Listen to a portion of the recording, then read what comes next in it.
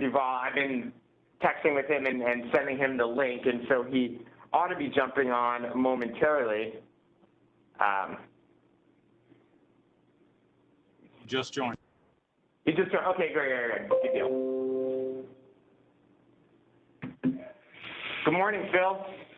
Morning, Jeff. Good morning, Scott. All right. Good to see you this week. Was that this week or last week? It was Monday. It was Monday. That was Monday, okay. All right.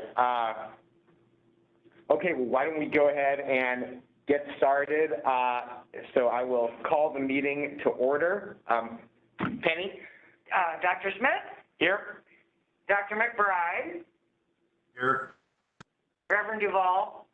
Of course. Present. Dr. Garza? Present. Here. And Dr. Huebner? Here. We have a quorum. Okay. Thanks, everyone, for joining us this morning. We will go ahead and begin by, I will move for the approval of the December meeting minutes that were distributed earlier this week by Penny. Is there a second on the motion? Second. Okay. Is there any discussion, or did anyone have any concerns about anything in the minutes? Okay, hearing none. Dr. Smith? Aye. Dr. McBride? Aye. Reverend Duval? Aye. Dr. Garza? Aye. Dr. Huebner? Aye. Okay, by a unanimous vote, the minutes of the December meeting are approved. Let's go to the next agenda item, which is an RFP update on medical staffing. Valerie, will you be talking to us about that? Yes, good morning. Good morning. So wanted to share an update about the two key mitigation efforts that we have been pursuing to address the staffing risks for the medical team. So just as a quick recap, since we didn't meet, in the same cadence last month, so we've been highlighting here in the advisory board audience that, and we know that corrections medicine has, historically faced a lot of challenges to staff the practice, both driven by recruitment challenges, not being really competitive across the market and compensation, overall workforce pipeline limitations. A big challenge within our particular practice in the recent years has also been because of the increasing complexity and the acuity of care that patients need, and then all of that exacerbating into the reality of us also having challenges with being able to be consistent in onboarding and training people that do come on. These aren't new challenges, but they're certainly really, really painful for us. And of course, COVID has really exacerbated all of those underlying challenges in delivering care in the correction setting. Again, not new, and everyone's experiencing it, but at 2 years in with the COVID exacerbation on top of just that really lengthy historical challenge that we've had in the practice, it's we've felt for some time now that this is really at a critical perspective or time for us. So we have launched and financially supported a lot of innovative efforts in the last 2 years to try to address those barriers, but we are very, very aware though that everything that's been done to date really has just been near-term solutions and patches, if you will, to support what our current environment looks like. So the last many months, we have spent a lot of time having, again, significant engagement with the subcommittee here, with the advisory board, been talking at length with the industry accrediting bodies, talking with a lot of like entities around the nation to understand how they are adjusting to, again, what these normal these challenges are, but trying to come to ideas of what a long-term viable strategy is. And so that has led us then, we've been actively pursuing two primary efforts to stabilize that workforce and maintain patient safety. So one of those two is that we will actively partner with NCCHC as a consultation to define how to leverage the staff that we do have and the skills that we have in the best way so that we can meet patients' needs with an efficient process. So recognizing that these barriers are just part of the environment and we have to work as best as we can within those constraints. So we will we'll partner with them as that expert consultation. The end result of that is going to be accreditation with NCCHC for that practice. Yeah, Jeff, I'll And, stop there. hey, Valerie, it's just NCCH, like, I don't know who the acronym, I don't know who it is. Yeah, it's the National Commission on Healthcare, Correctional Healthcare. So this Okay. so ACA is the other accrediting body. NCCHC is, from a healthcare perspective, really viewed as the best in class. The corrections medicine is accredited for the Juvenile Detention Center with NCCHC. To date, with BUZZ, we are accredited with ACA. So the intention here is to really take that step with their expert consultation. So that best practice approach really is going to be obviously integral to our long-term equilibrium in practice, but we really remain confident that the primary critical need is an immediate support for our staff and patients. And that means that it would be through a partner or a collection of partners who can commit to us to a pipeline of clinicians that will work with us and reach that workforce level that's needed in order to maintain safe care delivery. So with that, then what we aim to achieve is to reduce the overtime shifts that our staff has supported for entirely too long.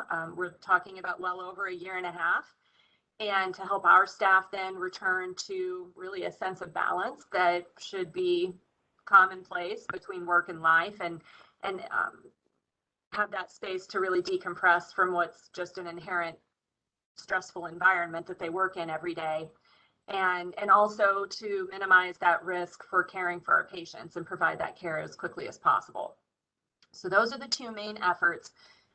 We expect to release the contracting processes for both of those within the coming weeks, and then we'll continue to engage with the subcommittee and report out also, as allowed by the county procurement processes. Valerie, I apologize. I understand the first, the consultation with the, with the association. Uh-huh. Help me understand the second component better, please. Sure. I'm sorry for not being clear there. So we are seeking through an RFP process additional partners to staff the practice with us. Okay. Right? Okay. So this isn't anything new that we do use contracted partners regularly. So here's my question, and I imagine Dr. Garza and you guys try to all have some follow-ups, and you know this stuff better than I do. But the imbalance between what you're telling me we're paying and what I'm hearing nurses are getting on the open market, it's not something that any of these solutions seem like they're going to be able to, a gap that I can see them bridging.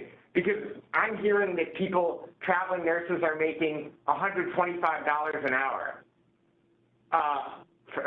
And the scale that we're paying is like a quarter of that or something, right?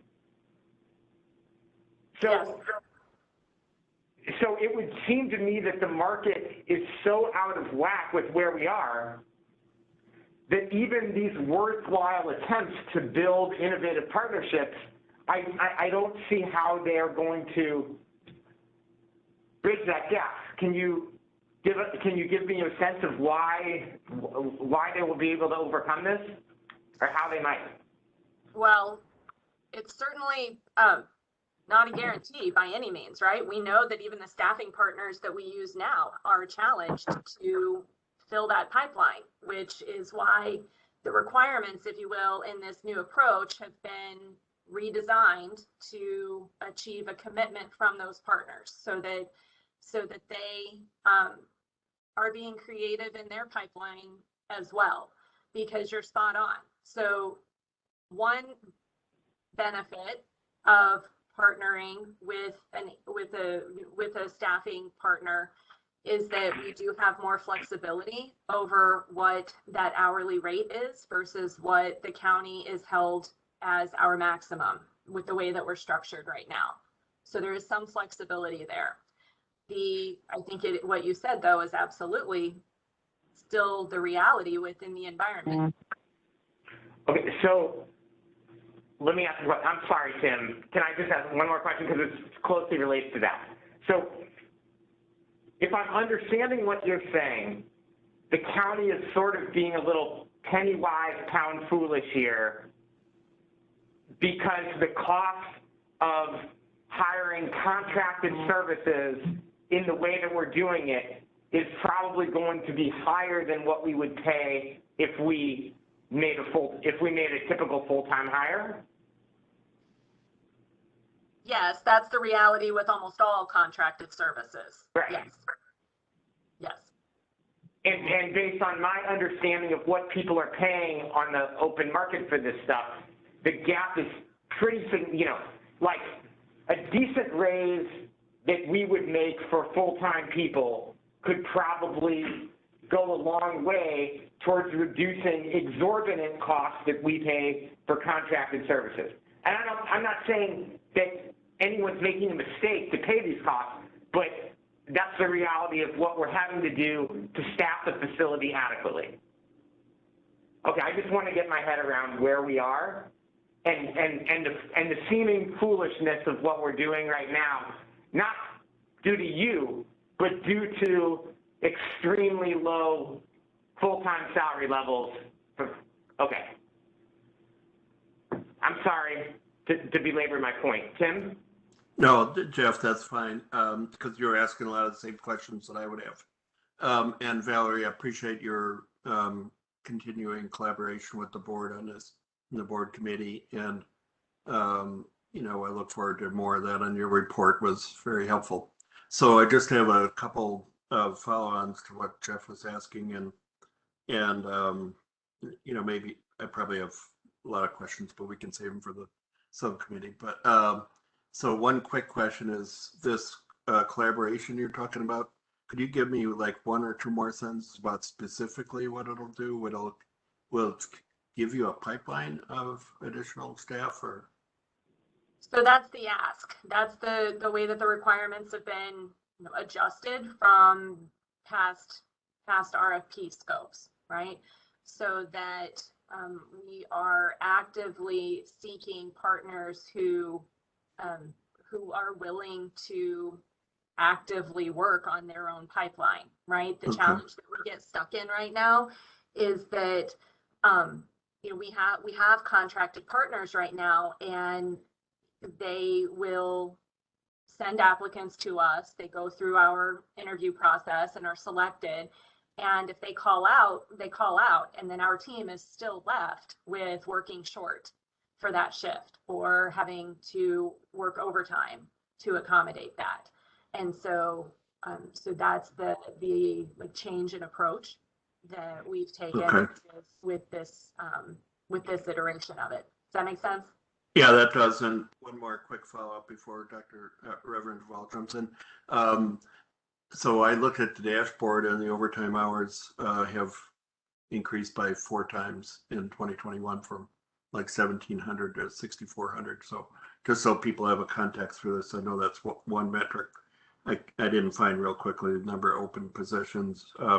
But my question is, how aware of this problem is the council? Because I know they were very supportive on the corrections officers issue, but has there been briefings made to the council about this?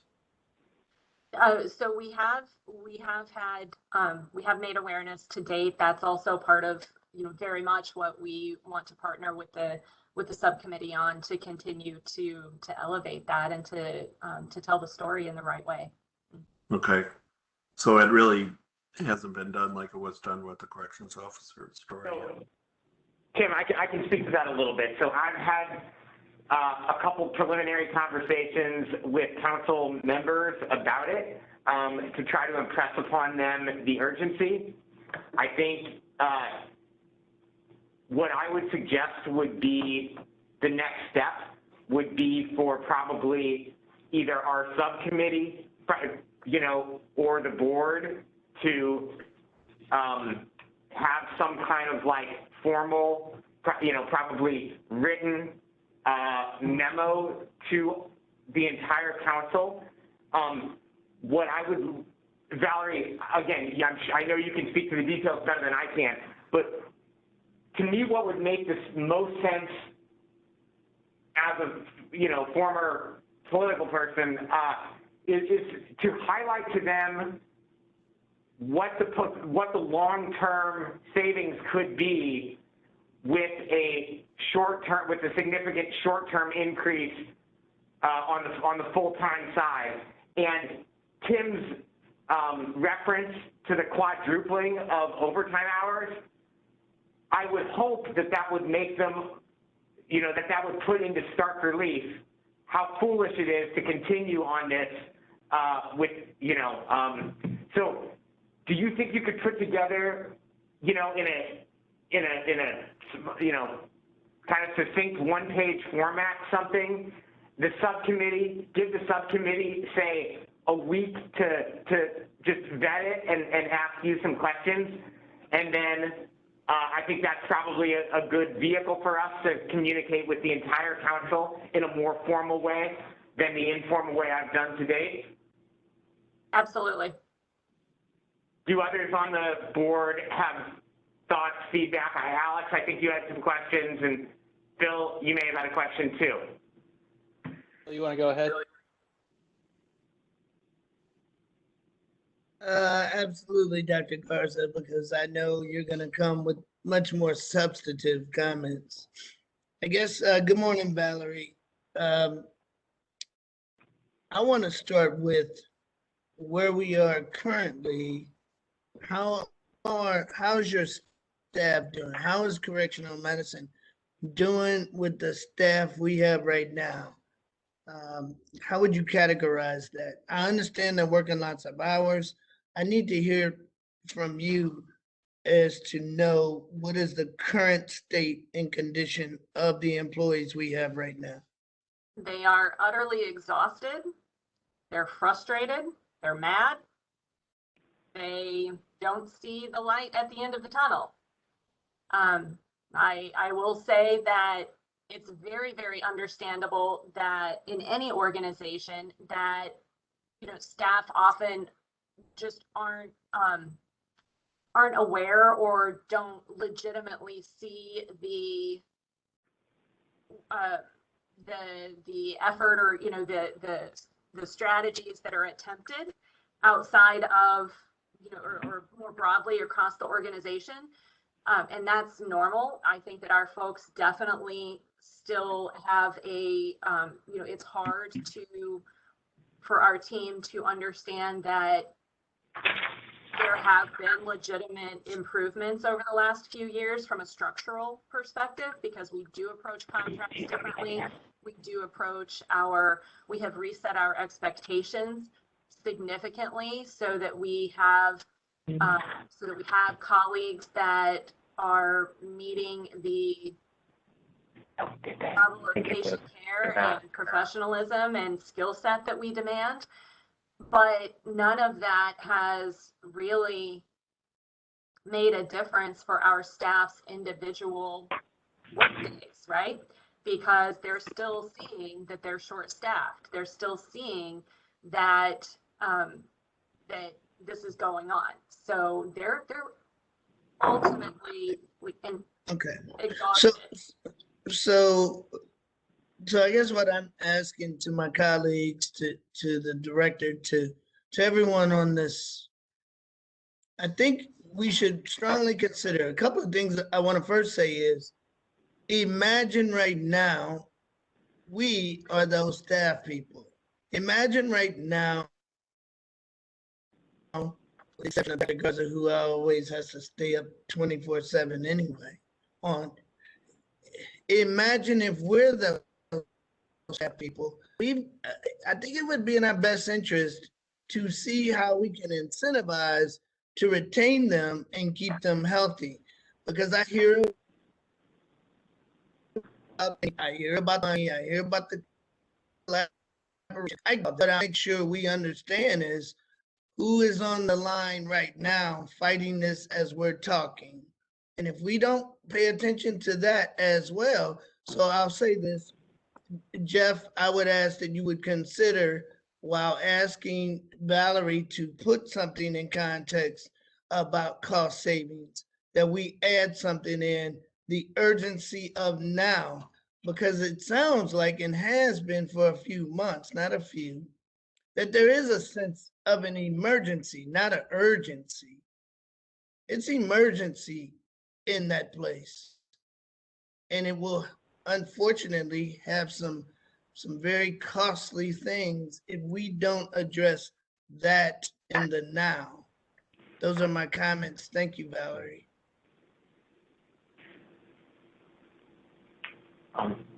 Jeff, I'll just, Dr. Garza?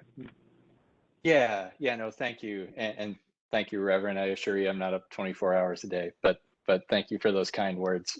So I think a couple of things I'll just reiterate what my colleagues have said. I think there's sort of two separate things that we're dealing with right now. One is the compensation level for healthcare professionals within the system that Valerie is operating. And so that's one thing. But then you put that in the environment of a really, really hyper competitive market right now. And it just exacerbates that even more. So I'll tell you, we have hundreds of open RN positions right now across our hospitals in the St. Louis market. And as anybody, Jeff, I think you're an economist, right? So you understand supply and demand. And so, we're paying millions of dollars in traveling nurses right now just to keep our hospitals afloat. And so you inject that into then what Valerie has to deal with a challenging job too. I mean, it's a very challenging job, and I really do think it takes a special individual to work in those environments as well. And so it's a really what I refer to as a wicked problem. Like there's no one simple solution to all of this. Yes, Reverend Duvall, I absolutely agree with you. We need to advocate for better compensation for our workers right now. I think absolutely, if you're gonna, unless you want to see a collapse of healthcare services within corrections, we have to deal with that. And then the other piece is going to be a little bit more environmental. And so, I would suspect once the pandemic begins to calm down, that will open up the availability of healthcare resources, but that doesn't help you right now. But a word of caution about that too. We were in a strain for being fully staffed with nurses before the pandemic. This has been an ongoing chronic problem for a long time. The pandemic just exacerbated it, tenfold. It was that bad. So what does that all boil down to? Two things. One, advocating for a better compensation for our healthcare resources. And then two, some of it is out of your control with these contracting services. They're doing the best they can to field resources, but they're in the same market as we are. and they'll tell you there's just not that many people out there. But part of it will self-correct as these cases and hospitalizations go down. I think you will see more. But you're right, you're paying top dollar right now. I mean, this is top of the market, absolutely, for healthcare resources. So you're a victim of circumstances. No easy solutions to any of this. Thank you, Dr. Garza. Valerie, is there any reason that the tranche, the bucket of ARPA money that was utilized for CO, supplements would not be appropriate for nurses? I don't have the full answer to that. I can say that we were just speaking of that internally this week, and there are distinct requirements that are met by the correctional job classifications that are not met entirely by at least DPH job classifications more broadly. So that's the extent. I don't have the full answer to that, though. Okay, let me work on that answer. Thank you. Well, I'll work on getting that answer while you maybe work on the one pager, and then if Penny can help us just get a time to touch base, maybe like next Friday or the following, or early the following week, then you can circulate the memo maybe early next week, and we can finalize it and go to the council quickly. Yes, thank you. Okay. Mr. Chair, Um, Mr. Chair, this is Jen Frank. I'm sorry to interrupt. May I be recognized? yes. I just wanted to point out, as this is a public meeting, I would caution the participants in the meeting to refrain from putting statements into the chat function on the video conference application. Okay. Thank Okay. you, Jen. Thank you. I saw another hand. I think it was Tim. Yeah, if I could just add on to just real quick to what Alex said, Dr. Garza. I think one of the things we've talked about in the subcommittee is, and I would agree with everything that Reverend Duvall said and has been said about how this is a real crisis and it should be characterized as such. But as Alex said, the shortage of nurses is not a new problem, and if we're competing with SSM and BJC and all that, it's going to be even harder. And there's restraints, I think, on hiring, for example, non-citizens and so on, as I understand it, can't be hired. So, I think that the nuance that's in that document and that we talked about was, while we want to stress on the council and others the need to solve this problem as soon as possible or do things to help, we also have to be aware that there may be some short-term things that we need to do and I don't know what those are, but and we started talking about some of those things to sort of in the demand and supply sort of way. How can you lessen the demand on the workers themselves, so that at least in the short run, to solve this, because there's no other choke point to deal with this. And that may be a hard thing for people to hear, and maybe the council needs to hear that. If you can't solve the supply of providers, then services may be challenged. Okay. Thank you, Tim. Anything else on this topic? Okay, I think Valerie and I have our marching orders, and we will connect early next week. Okay. Yes, thank you all. Thank you, Valerie, for everything you do, and I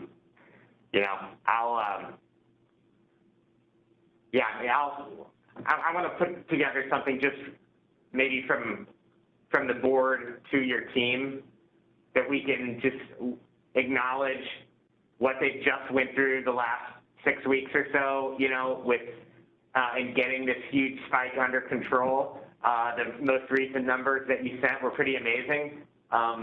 So thank you for that, and I will put something in writing that maybe you could distribute to your team. All right, next agenda item is the DJS operational review. I know that when they began last month, you know, I had a couple really good conversations with them. I know they've informed me of their intent to reach out to all the board members. Is there any board member that has not heard from the operational review team? Okay, I'm glad they've, you have not, Beth, or you have? No, I have. It was an excellent conversation. I appreciate the opportunity. Yeah. Yeah, good. Yeah, I've had some great conversations as well. Scott, do you want to give us a little update on where they are and what they've been doing?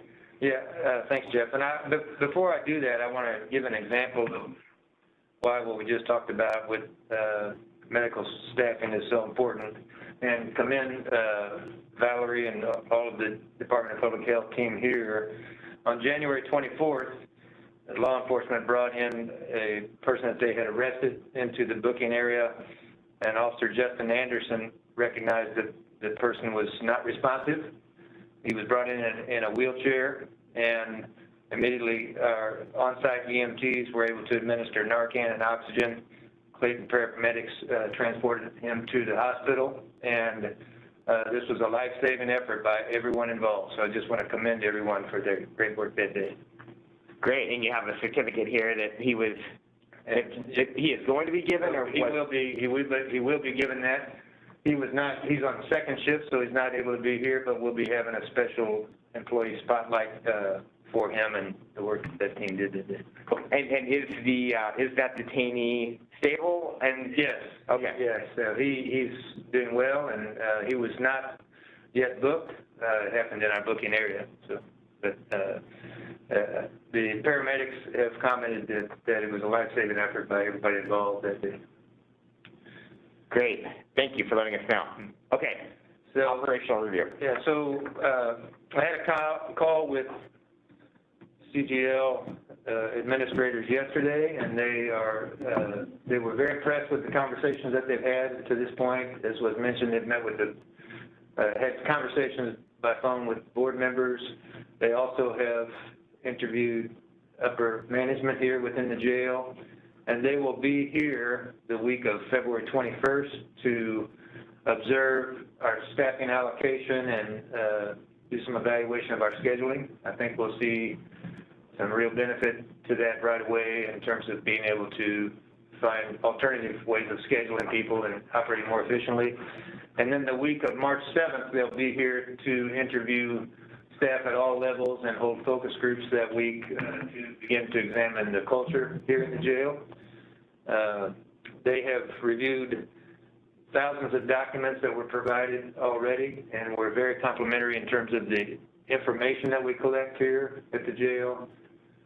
And they also, while they're here, will be doing their assessment with the medical operations as well, which is included now. So I think some of the questions that were posed here this morning, they may be able to also help with as early as February.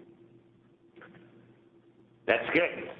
That's good. I think as we move towards, just to go back to the last agenda item, or to mix the two, as we move towards the more public phase of the kind of our effort to adequately staff the facility on the medical side, having an independent group that's done 300 of these throughout the country to potentially provide kind of, you know, corroboration of that nobody's crying wolf here, but this is very serious.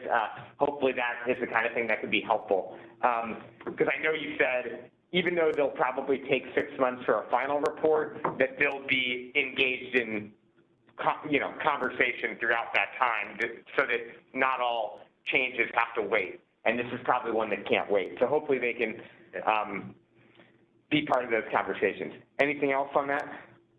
No, and I expect that we'll have an update at the next board meeting where we could bring them on, give some more information.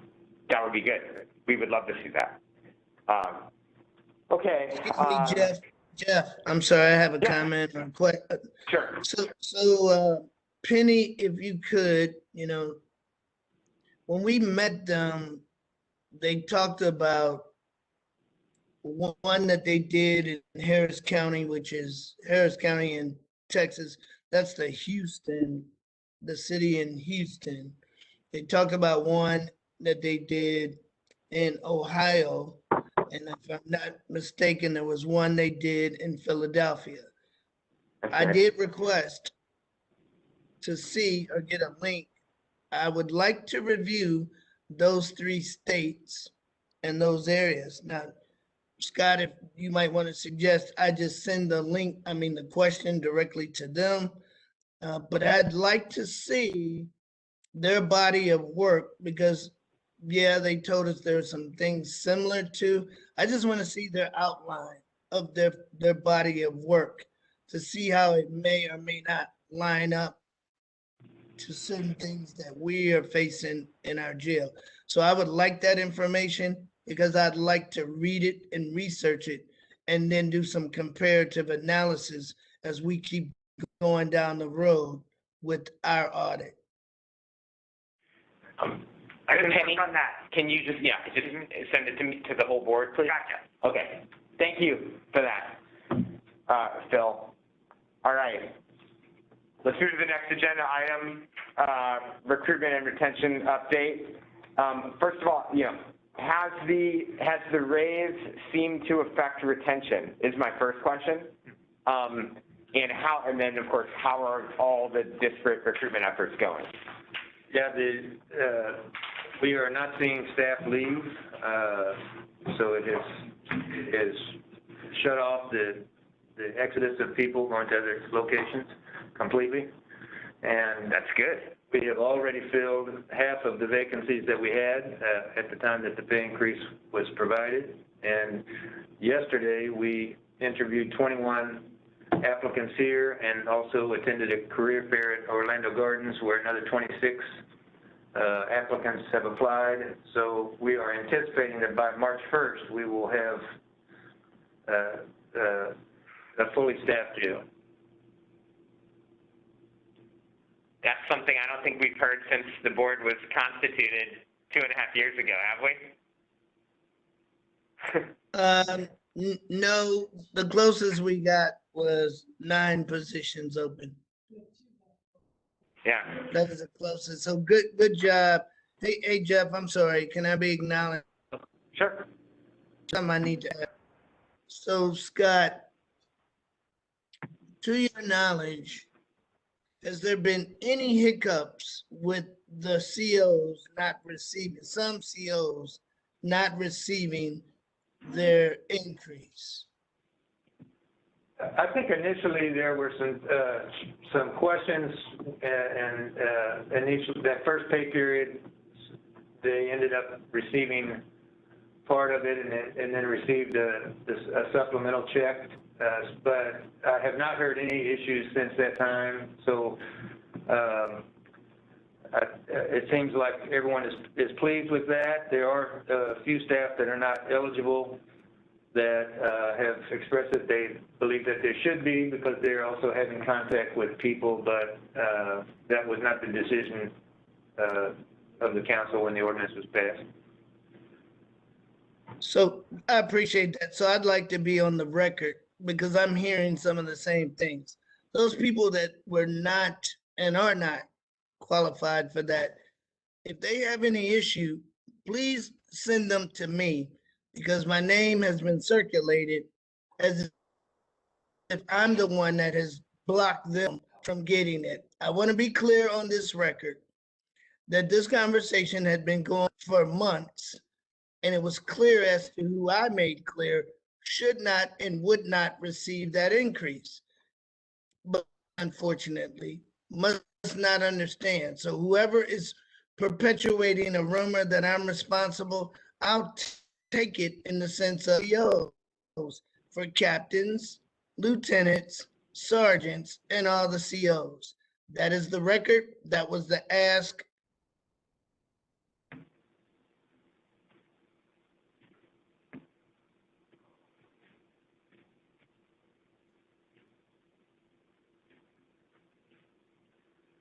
I'm sorry, because my screen blacked out. Did you guys get to hear my comments? Generally, we did. We missed the last sentence there. Okay, well, I can reiterate that it was clear. I'm sorry. I think you certainly made your point clear that you are not responsible for that. Right. I'm just setting the record straight because as you all know on this call, I can set the record straight like this, or I can come in the building. Thank you. Yeah. Well, thank you for clarifying that. I'm disappointed that you stood in the way of the salary increases for the board members, but we can take that up at another time. I'll meet you at the gym.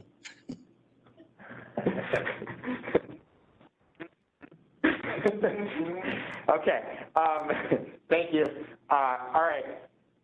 So you were in the middle. Did you have anything else you want to talk about on recruitment and retention? Well, I would, and I definitely want to comment that Reverend Duvall, we appreciate all the support that you provided in helping get those increases passed. And collectively, I think when you have ARPA guidelines, there are a lot of requirements, as Valerie had mentioned, and so there are criteria. So, I think everyone's doing the best that they can to get the pay increases that are so well deserved by people who've worked throughout the pandemic and worked overtime, as been mentioned. So we greatly appreciate everyone's support here on the board as well.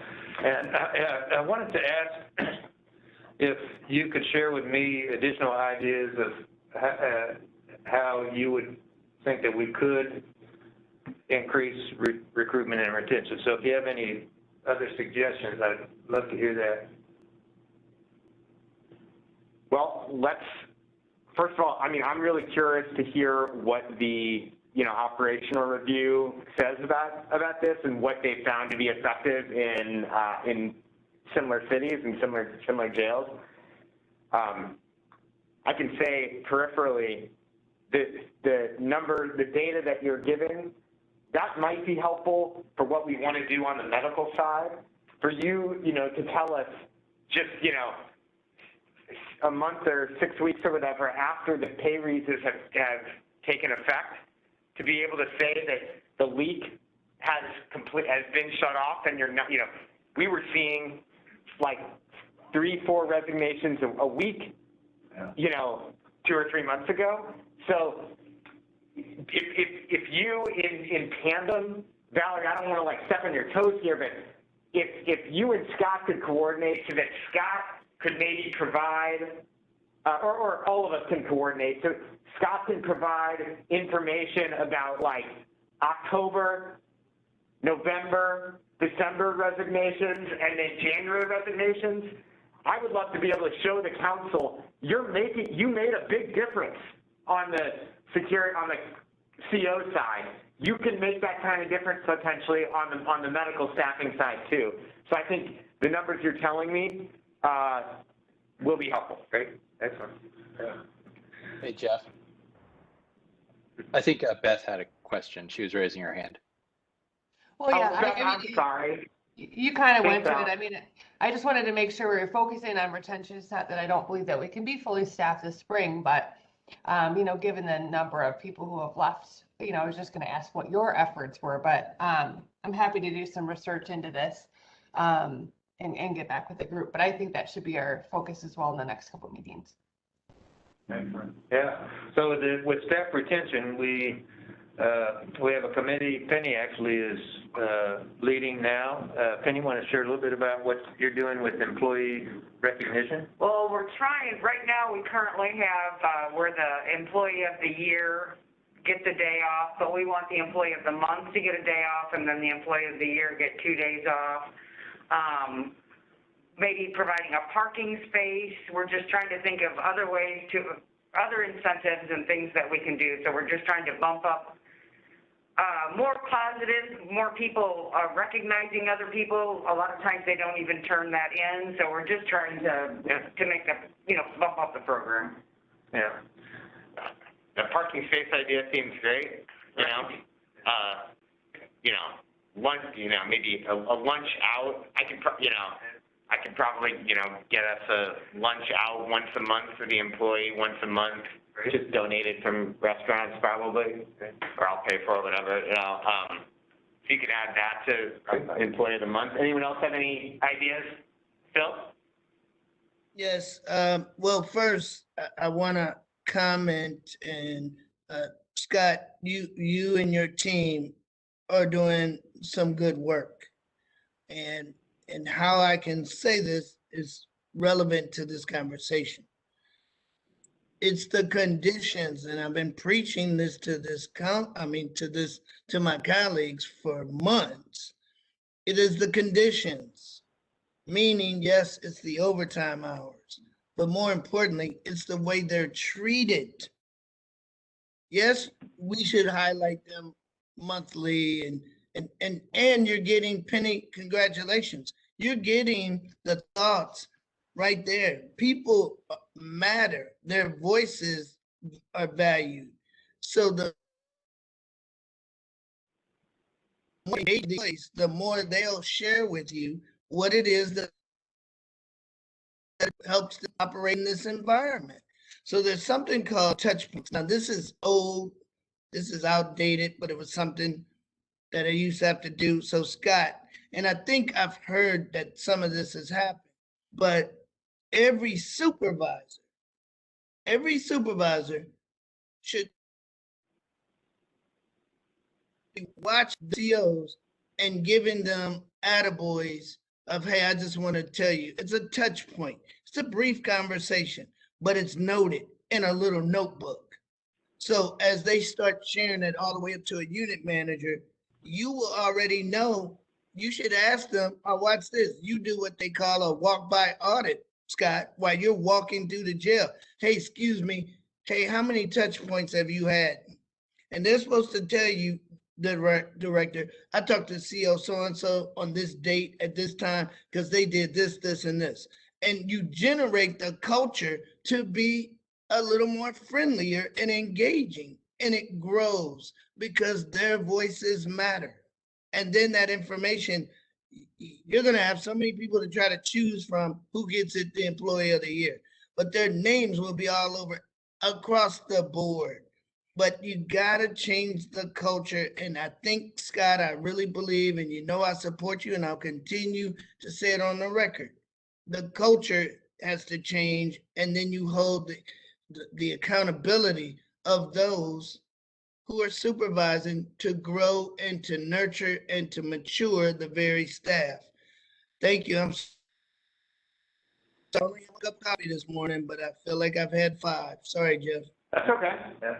Probably the best thing, and we'll definitely do that. Probably the best thing that's happened is we've been able to rehire our Chef Willie, and when he left a few months ago, I had probably all of the staff say to me that he had been the best thing that had happened to the jail here. So he has been back now for about 1 month for staff dining, and it's just making a tremendous difference. So I know these are small things, but collectively they add up. We do have some additional training scheduled, a consultant coming in to provide training for all supervisors on coaching to improve performance.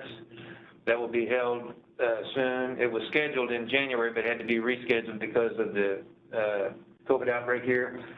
We just had notice this week that National Institute of Corrections has approved us for an additional training called Safety Matters, which will be helping address relationships with women in correctional facilities. And we are continuing to look at additional training. National Institute of Corrections is already committed to coming in to provide leadership training. So when you look at staff retention, I think providing training to help them with professional development and opportunities to prepare them for promotion is a big part of retention, and that area has been lacking as well. All right. Yeah, I think you said it well. A lot of little things can go a long way collectively, and food always goes a long way, you know, good food. So. It's tilapia today. Oh, really? Yeah. Okay, I could stay for that. Yep. Okay, good deal. Any other feedback or questions from the board on these different types of support? Okay, great. Defensive tactics training. This is different from the training that you just alluded to regarding treatment of women, right? Okay. Yeah, so we have already had several sessions of refresher defensive tactics that was available to all staff here, and we brought in January a team of national trainers from the National Law Enforcement Training Academy to provide a new curriculum that will actually be provided to law enforcement officers throughout the state of Missouri. So we received that before anyone else in Missouri, and we'll be incorporating train the trainer for our defensive tactics instructors, so they'll have additional certifications for staff here above and beyond what's already provided through the academy here. And we'll have ongoing tiers of training so that people can continue to develop their skills, and that will be done routinely through the year.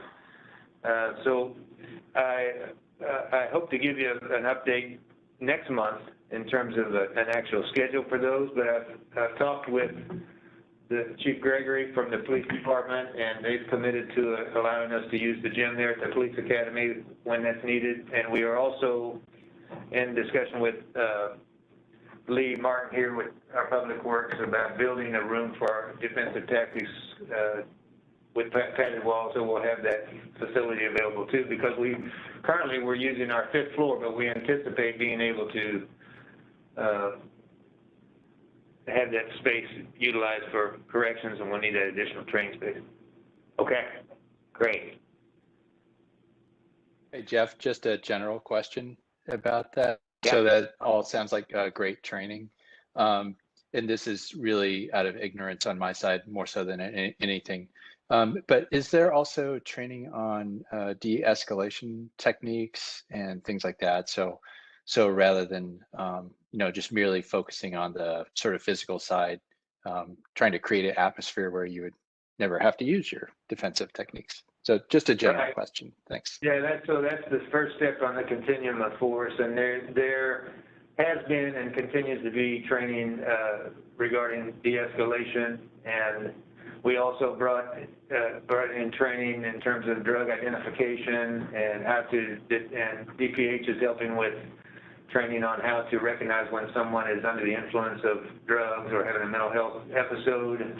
So this was all part of a larger plan that I shared with you previously that has been already accomplished, but we will continue to offer that because as you're bringing in 80 new officers, there's a need to continue to have that training for the new staff coming in as well. But we have achieved all of that for our existing staff, and I welcome any other suggestions that you have in terms of that type of training. And Dr. Garza, the reason that we've just focused on the defensive tactics was that that's something that you have to continue to practice. It's not a one-time and then you're done type of situation. And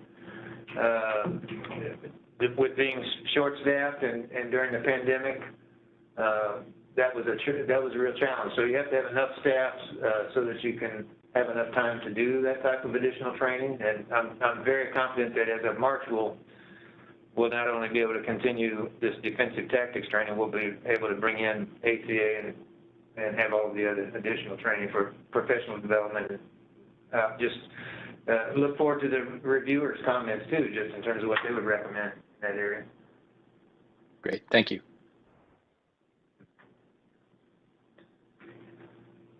Okay. I think we are ready to go to the dashboard, Aaron. Sounds good. Let me pull it up.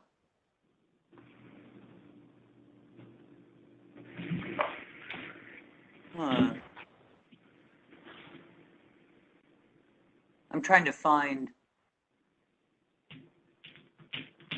the sharing is a little bit different than usual. Hold on one second.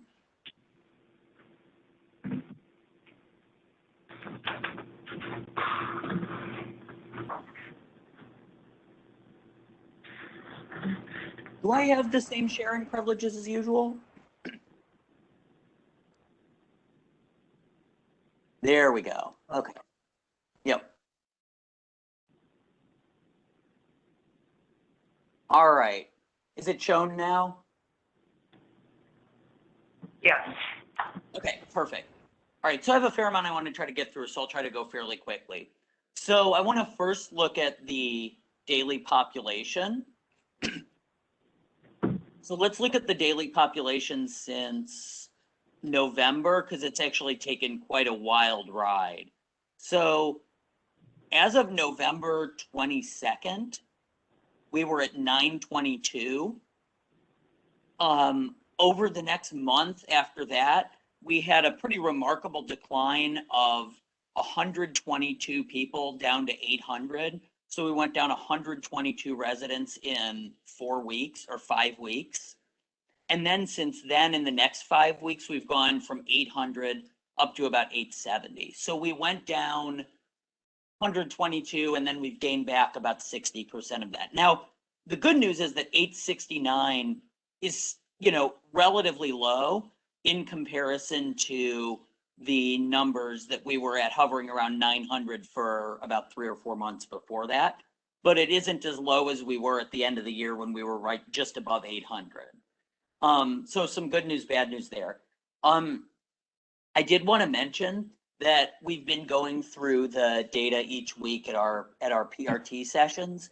And I've noticed that from a mathematical perspective, the recent increase or reversion to the mean in the overall jail population, if you think of daily population as being largely a function of basically rolling averages of bookings and releases, that the daily population in the last month has been going up primarily due to the releases being lower, not the bookings being higher. We'll see if that trend continues, but it's been interesting because the bookings have stayed over the past month or so. The bookings have stayed at about the same level, but the releases have been lower than usual. So we've been dealing with a gap that's been increasing between the bookings and the releases due to the releases being suppressed. Again, we'll see how that trend continues over the next month. Aaron, could I jump in real quick Sure. on that point? First of all, there's a kind of a weird gray box on my screen that hovers over the. It's on all of our screens. Yeah. So Now- anyways, Okay. but on that point, just so it's clear, and I'm glad you brought it up.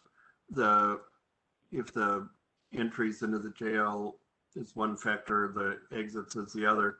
My understanding is because of the increase in COVID, in Omicron, did they slow down the Yeah, courts. judges, the courts? That's our number one hypothesis. Yep. Yeah, okay, that's what I just sort of wanted to say that out publicly for people that are listening. Sure. That's what's driving this. Yep. And thanks. Hopefully, if that really does, correct itself in the next 6 to 8 weeks, and that main factor for the releases being low is down, then hopefully we'll see this jump, back down again. But we'll see how that goes. The next thing I wanted to highlight is use of force. Use of force has been relatively stable. The last 2 months have been a tad bit higher on a per resident basis than the 2 months before that. But there's only been one, this is just one taser incident. There's only been one taser incident in the last 2 months. Overall, the levels are still relatively low. As for length of stay continues. I'm sorry. Forgive me. Aaron, can you go back to the use of force screen real Yeah. quick?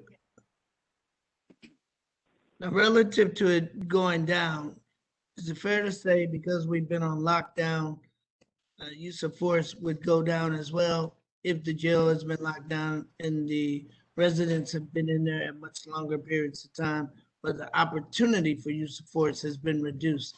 Would that be a fair comment? No, Reverend Duval, I wouldn't say that because when you have a lockdown, it actually increases tension in the jail, and majority of the use of force incidents happen in the intake area and on the 8th floor where they're locked down anyway. What I will tell you this reflects to me is our purposeful addressing of that situation. If you recall back in our conversations back in September, and I began reviewing the shift report.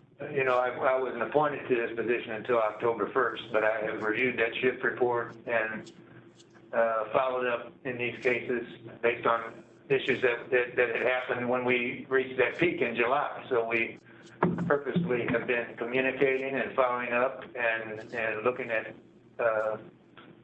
other ways to address things. So it's a reflection of our staff and as well in terms of how they responded. Thank you, Scott. And again, those things that you're doing and your team are doing to change the culture absolutely reduces the opportunity for. Now, we understand that use of force is necessary according to what happens with the incident. So I understand that. So I appreciate that, Scott. I know that I'll continue to watch the numbers. The concern that I'm having or hearing, and we'll talk about that offline, is once the COVID does reduce and once we're opening back up, we'll address those prior to that in hopes that use of force maintains at the reduction level. And it goes back to what Dr. Garza asked about de-escalation training. All those things combined will definitely and hopefully keep it reduced. Thank you, Scott. I'm sorry, Aaron, forgive me for interrupting. Go ahead, please. No problem at all. Any other questions on use of force? Feel free to ask now. Okay. The next thing I wanted to talk about was length of stay. Length of stay remains high, but let's also remember that this is backward-looking length of stay. So we're talking about length of stay for released residents, which means that at least though the people who are staying here longer, and I'll get to that in a minute with some more data, we can at least say that we're also making progress on releasing some of the people who have been here longer. Would prefer length of stay to be shorter, but at least that's one silver lining to this metric being higher. Hey, Aaron. We're getting the longest term people out who we were, you know, when we started 2.5 years ago and we saw that there were a lot of people that had been in here 3.5 years or whatever, and we talked about that at several meetings. You're saying, yeah, what we're seeing here in part reflects positive movement on those long-term folks. Yes, but I also think that on balance, a shorter length of stay is better. I think I agree, yeah. Jeff, that a longer length of stay means both positive things and negative things, but I think all things equal, we'd prefer obviously everybody to be here shorter. Yeah. Right, but your point as well is very valid. The higher backward-looking length of stay metric for people who have been released is partially an indicator of the people who have been here a long time now being out. So Jeff, I'm sorry, I wasn't able to see the legend on that. For some reason, it's gridded out on my screen, but I'm assuming the black is the average. Can you move, Gotcha. Yeah, I'll hover over them. Aaron? Yes, Jeff? Can you move the square so that yeah. so that we can see the legend? Oh, there's no legend there. No, it pops up when you hover over each. Okay. Oh, I got you. So, Yep. Yeah, yep. Yeah, no, totally fine. Don't worry about it, Aaron. I'll go over each one. So the black is Yep. the average, and then purple is black male, black female, white male, white female. Obviously, these subgroups tend to bounce around a lot more because the sample Right. size is lower. Right. Yep. So there's more variation, but yeah, the black is the average. Okay, thank you. Hey, do we know, by nature of offense, are black detainees more likely to be here on a violent offense? And if so, is that what is accounting for their longer stays? And Beth, you can probably chime in on this because you've done length of stay studies before, but Jeff, yes, unfortunately, a lot of the racial discrepancy in length of stay is explainable by what seems to be a very stark difference in the severity of the charges that the people who are coming in who are black versus white have. I don't have the data on this literally offhand, like right now, but I've done plenty of snapshots over the course of the last year and a half since I've been here. And you'll see for charges like murder, robbery first, burglary first, rape, etc., that the most severe charges skew oftentimes 4-to-1, 5-to-1, 6-to-1 black, whereas the sort of more ordinance and misdemeanor level charges just tend to be a total mix of black male, black female, white female, all ages, all races. You know what I mean? You know, it's unfortunate, but that explains some of the discrepancy. Although I also know that, you know, Beth, and feel free to chime in now, but I know that some of the discrepancy also remains unexplained. You know, we don't have factors that we know account for 100% of the discrepancy. Yeah, I wanted to chime in. I mean, Aaron, this is amazing and such a important community source of information.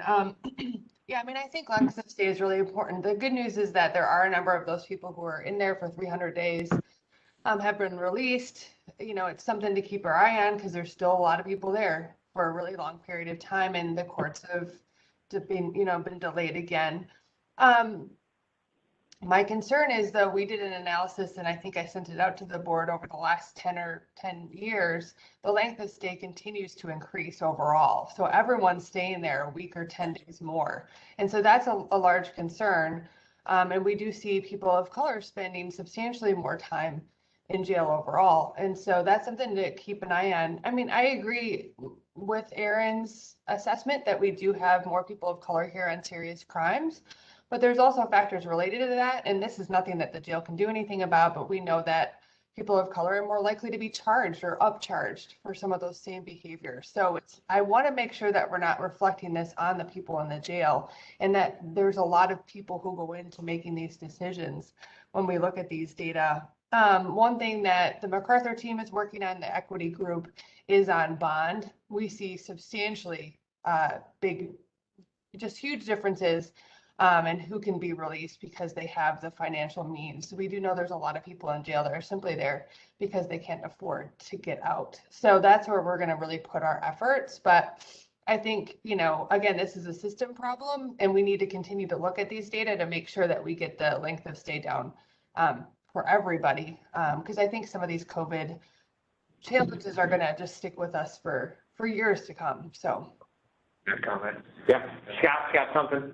But Beth, I wanted to commend you and the rest of the PRT group in terms of those weekly meetings that you're having to look at potential releases. And we have had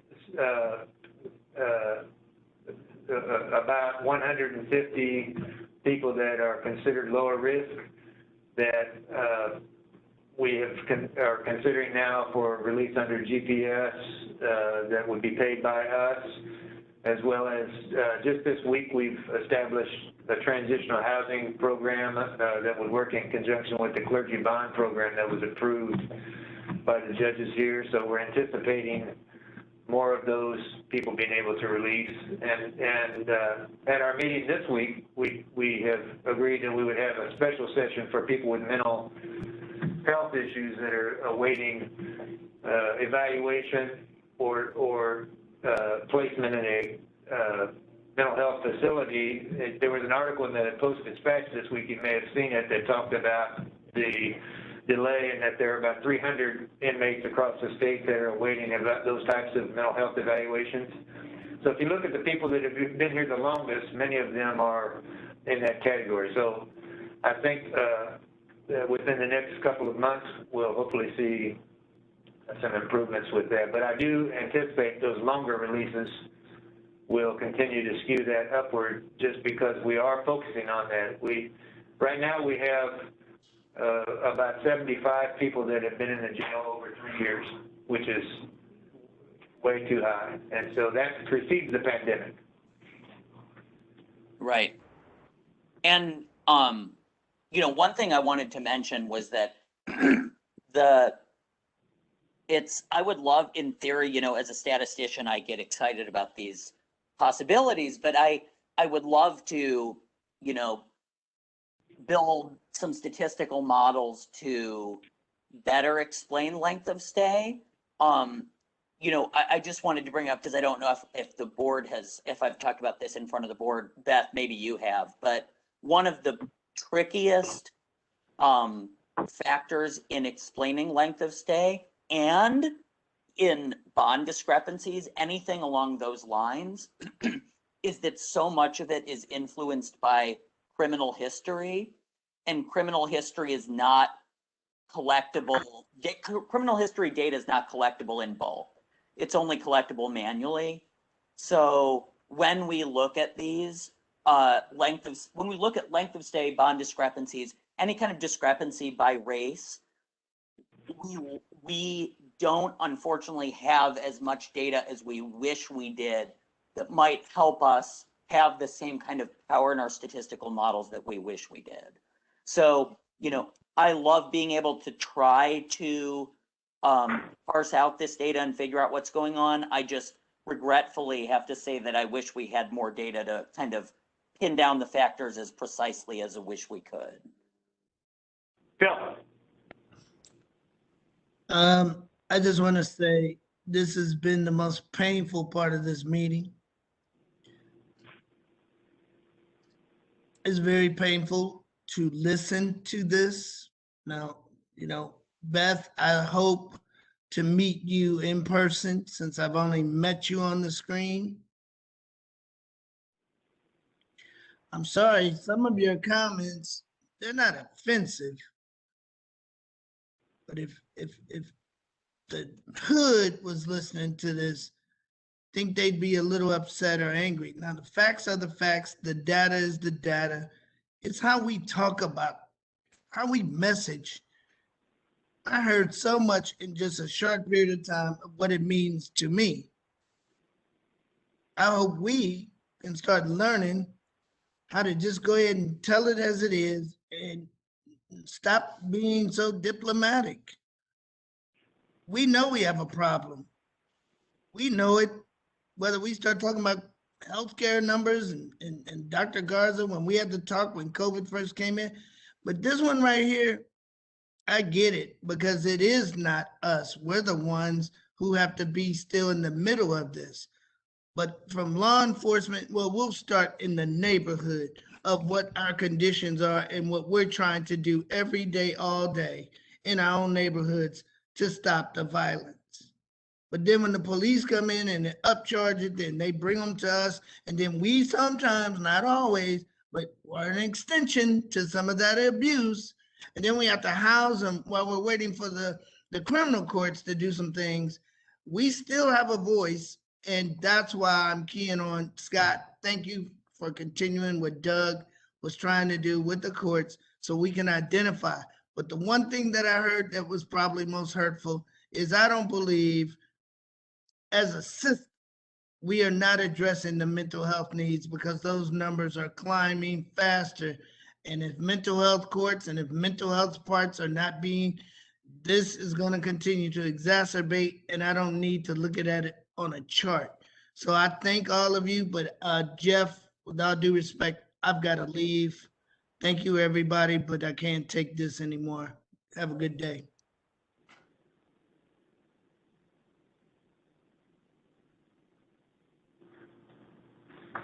All right. Appreciate Phil's comments, and yeah, no, I mean, we you know, we all, I think, probably all read the Ferguson report, and we all grapple with the lingering disparities in the region on a lot of different levels every day, and so appreciate Phil reminding us of all that. Aaron, do you want to finish up? Yeah, I just got a couple more things. One, I wanted Beth, to. I'm sorry. I didn't see you, Beth.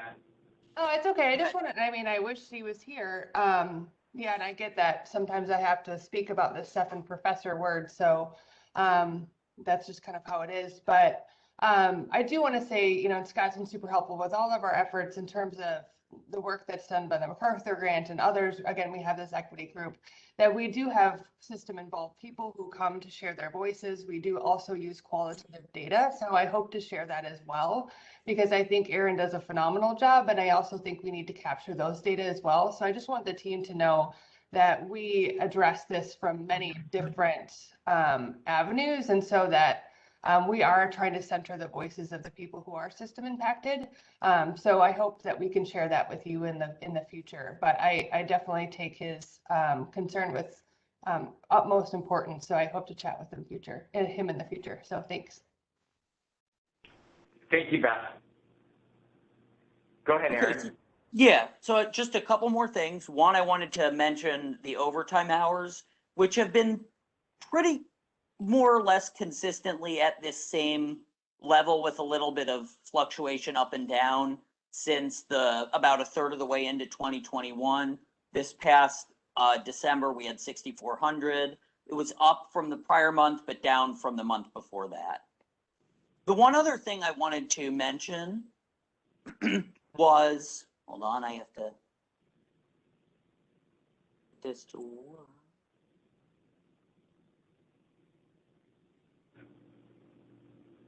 There we go. Oh, no, there we go. Okay. We're working on debuting a new public-facing dashboard template. This is not available to the public yet, but we have metrics. Basically, the goal of this dashboard is, it started when, I think it was Dr. McBride mentioned that it might be nice, since length of stay is only backward looking for people who've been released, to have kind of a picture of, on any one given day, how many people are here in each length of stay group. So this one here saying days confined in jail is a breakdown of, for example, if you look at the legend, today there are 183 people here less than 1 month, 52 people less than 2 months, et cetera, et cetera. And what this new dashboard template does is it takes 6 basic demographic and sort of just general characteristics: race, gender, age, length of stay, charge status, and charge class, and breaks an individual day's population down by each of these metrics. Then on the upper right-hand corner, you can select a date, and any day between the 1st of January 2020 and today, you can see what that breakdown is. I update this once a day, so the new day's information will be on there every day. I would be welcome, maybe not today because I know we're strapped for time, but it would be great to set up a subcommittee meeting to talk about how we can finalize this and make it public, because I think this information is a really good companion piece to the general dashboard, which doesn't really get as much into the daily metrics. Okay. Thank you very much, Aaron. Sure. Anything else? Tim, I know you were in and out. Did you have any questions regarding the dashboard? Yeah, I had to step away for 10 minutes, take my son to school, multitasking. But so I really appreciate, Aaron, you're doing this, because yes, I was the one who suggested that box in the lower left hand. Yeah, the lower left hand. because I've dealt a lot with survival statistics before, and this Right. is just another way to look at it rather than link to stay on exit. So if you wanted to make a phone call or something to walk through this, I'd be happy to do that. One suggestion I might have is you could probably narrow the number of categories so you could see them all on one screen, but Sure, yeah. that's just a minor comment on all the hard work you do, so. One thing before, the last thing I wanted to mention, it is a stark difference between January 2020. If you look at the bottom center one, charge status, what percentage were pre-trial in January 2020 versus what percentage are pre-trial today? It is very different. Part of that is the release of the federal residents. That made a big difference earlier this year. But part of it is also that we've just gotten sort of better and more tightly, tighter and more efficient about only having the people here that we need to have here. Yeah, Hey, Aaron. I like that because it gets at the causal factors. Sorry, Right. Jeff. No, I mean, I interrupted you, Tim. I love the way I think the presentation is fabulous. And I love the way you can toggle back and forth from one date to another date, which is amazing. What is unclassified felony? There are lots of felonies that don't fit into A, B, C, D, or E. So there's lots of ones. So I know a lot of rape charges don't have a class. A lot of sodomy charges don't have a class. Armed criminal action is a very common charge, doesn't have a class. On average, we consider most unclassified felonies to be relatively major charges. So we don't, we put them ahead of the C, D, and E felonies, which are the lower level charges. So as a matter of convention, we rank them between the Bs and the Cs. Can you go back to like 2 years ago?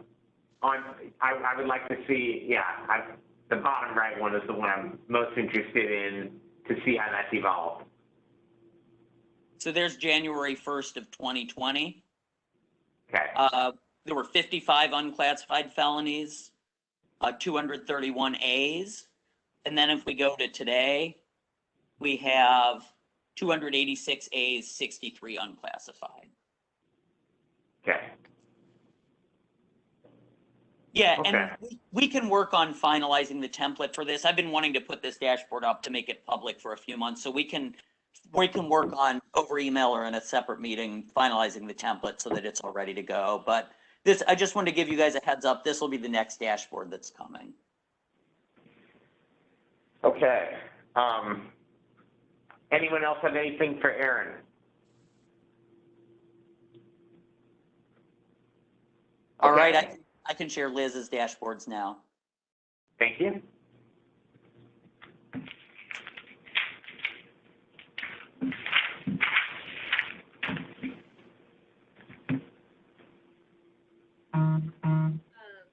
The gray box. I'm not sure what's in that first box with this gray box over it. Okay. Did that help? Yes, that did. Yeah, it's weird. It's the panel view. Sorry about that. Nope, that's fine. For the most part, corrections medicine has been maintaining. There's not any significant events that we've had to address. We continue to look at our safety, which is where the staff reports events that could potentially cause harm to the patients that we're serving. And we are dealing with technical difficulties. We're needing an electronic medical administration record that we're working on implementing that could potentially cut out some med errors or failure to order medications in a timely fashion, that sort of thing.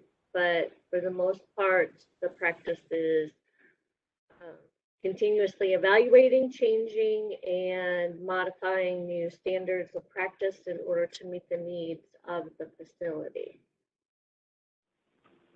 Does anybody happen, I know this was sent out earlier to all the board members. I'm not sure if you had time to review all of the medical data. If anybody has any specific questions that I could address those for you. I have a question, if you wouldn't mind. Sure. So on the percentage of open clinical FTE positions, that's probably the one I should have cited earlier. And I think Aaron corrected me, because this shows the shortage in the health side. So it just shows that we went from 13 open positions to 38 in the last 7 months or so. So I just sort of point that out. It's 38 open positions, big deal. I am kind of curious about, if you look back at the beginning of 2021, there were 52 open positions and it dropped rapidly to 13. What happened then? I was And not Tim, here. you should just mention this is as a percentage. I think Oh, the percentage. I think the denominator is Percentage of like open, 60 okay. or 65 or something like that is the denominator. I apologize. I'm having a real hard time reading graphs this morning. No, My caffeine is not kicked in. I apologize. Our staffing fluctuates based off of agency support that we may have. I see. We have lost some DPH employees, as well as I have a current one that is planning to retire in the upcoming future. So that will be another significant loss for the DPH family. But at times, the agency is able to provide us with support staff, and then other times they too are struggling to be able to help meet our needs. So that's where you're going to find the fluctuation in our actually what the staffing that we're needing in the facility. Yeah, I would point out, you mentioned retirement, and you know, this is conversation for maybe our subcommittee, but a lot of people out there are using the term great resignation for what's going on in the labor force problem. But, you know, I was talking to my son about that. He doesn't like the use of that term because it suggests that the reason we're having labor shortages everywhere in the country is everybody's quitting their jobs, which almost sounds a little pejorative, but that's really not what's going on. It's like 3 different reasons. Sure, some people are quitting their jobs. Some people are changing their jobs because it's better for them to change their jobs. And then retirement is a third piece that I think people are missing. I wrote my dissertation on the retirement of the baby boom 30 years ago, and we have, you know, 70 some people in the baby boom, and every month more and more people retire. And one thing COVID has done is I have 2 or 3 members of my own family that just sort of said, you know, I'm going to retire early because I can't take this anymore.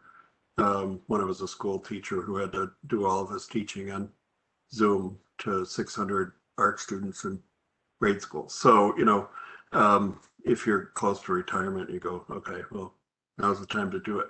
So I think we have to think multifactorial about what's going on in the labor force area, and it's not all one factor. I'll agree with you. Yes, thank you for that. Aaron? Aaron? Oh, yeah. Yeah, so my question is, so despite Alex accusing me of being an economist earlier, I'm not. I'm actually a political scientist, and so I'm not like a big stats guy. But I'm wondering if it would be possible for you to produce something that charted the percentage of open positions alongside the safety events. Oh, so are you talking about for the health data? Yes. Because I think So- if we had a graphical depiction correlating the rise in the percentage of open positions with the rise in safety events, that would be a compelling visual to present to the council. Okay, I can make a one-time graph of that for the board, displaying that there are some unfortunate limitations in the ArcGIS Online program that would make doing that systemically for display a little bit trickier. I would like it for our current public policy purposes. All right, well, I can make a graph for you guys of number of persons with safety event and percentage of open FTE positions in one chart. Yeah. Yeah, that would be great. Thank you so much. Great. I'll send that out to you later today. Okay, great. Okay, you can resume. Sorry about that. Liz, did you want me to show the other dashboard? Do you have anything to add on this one? I don't have anything to add on that one. Thank you, Aaron. And the other part is just the medical conditions of the population that we're serving. And that just conveys what the community has as far as any medical conditions a person may have. So unless there's questions about that, I can give you our COVID update and then you can proceed on. Any questions? Okay. So we've given approximately just under 18,000 COVID tests with a total positive of 425. And we have a current census of COVID positive of 32 located within the facility. And these statistics go back to March of 2020. So we've definitely reduced the number of COVID positive individuals that we had some weeks ago. Any questions? I just want to applaud your ability to reduce that number in the recent weeks and your overall successful, in my opinion, COVID strategy, keeping COVID out of the jail.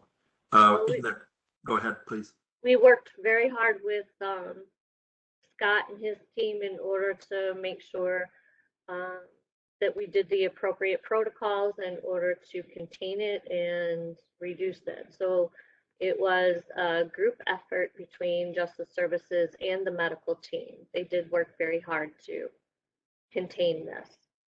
If I can just sort of express my own irritation, as you know, I've been Johnny One Note for several months now, saying that there should be attention to a good news story about COVID not permeating the jail, and we had lower rates in the jail than we had in the community. But lo and behold, when it, blipped up, there was a story. So bad news gets story, good news doesn't. So you can imagine my irritation when I saw that. So I would love to see more attention to good news stories when we got them. I'm a former journalist, so we got to write about difficult policy issues when they occur, but why not applaud people when they're doing the right thing? Let me see what I can do. Let me see what I can do to interest some folks in the precipitous decline in spread inside the facility since they did, do the recent report about the rise. Thanks, Tim. Thanks, Liz. Thanks for everything you're doing. Anything else? Hey, before you go, Jeff. Go ahead. Yeah. So no, I was just wondering if you could update us on, and this is more out of curiosity, uptake of people willing to get vaccinated that come into the jail. We do vaccinations on a daily basis, and I believe the percentage of total vaccines are about 30% of the population are vaccinated. But we offer from intake. So even if someone does not necessarily stay with us, they are given that opportunity. We will vaccinate and then they are released, and they can follow up at a DPH clinic to get a second in the boosters.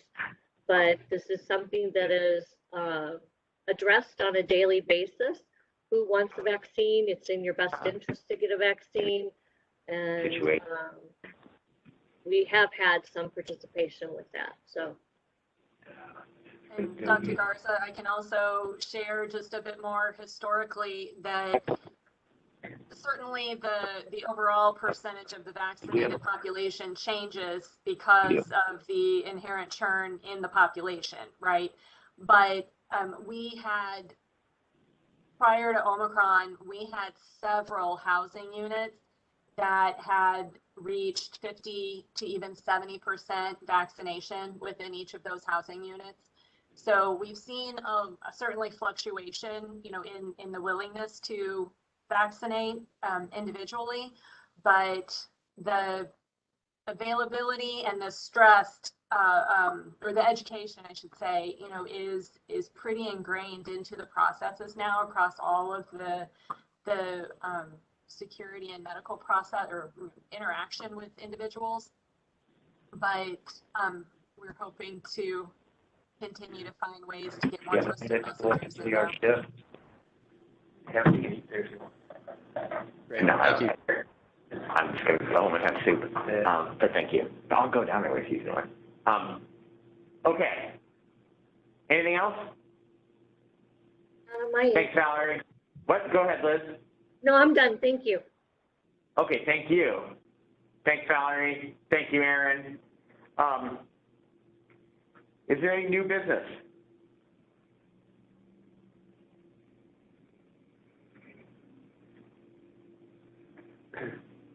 Okay.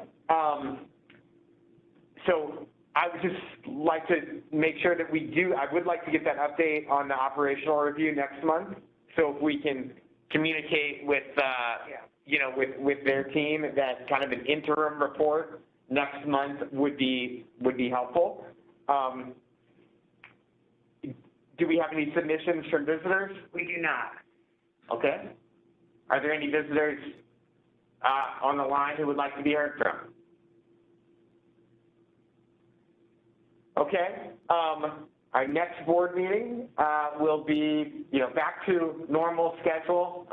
We'll plan, and will be the fourth Friday of February, which is February 25th. We'll continue that, and then Penny can maybe just help us figure out Thanksgiving and Christmas for this year, so we can know in advance when we'll be. I think we're going to do it the third week instead of the fourth. The third week instead of the fourth week. Okay, great. Thank you, Penny. Did you already? I think I sent that out. You already sent a calendar invite out. Okay. Thank you very much. All right. I think seeing no other business before the board. Thank you all very much for joining us this morning and for spending the time. Valerie, you and I, let's stay in touch in the next few days.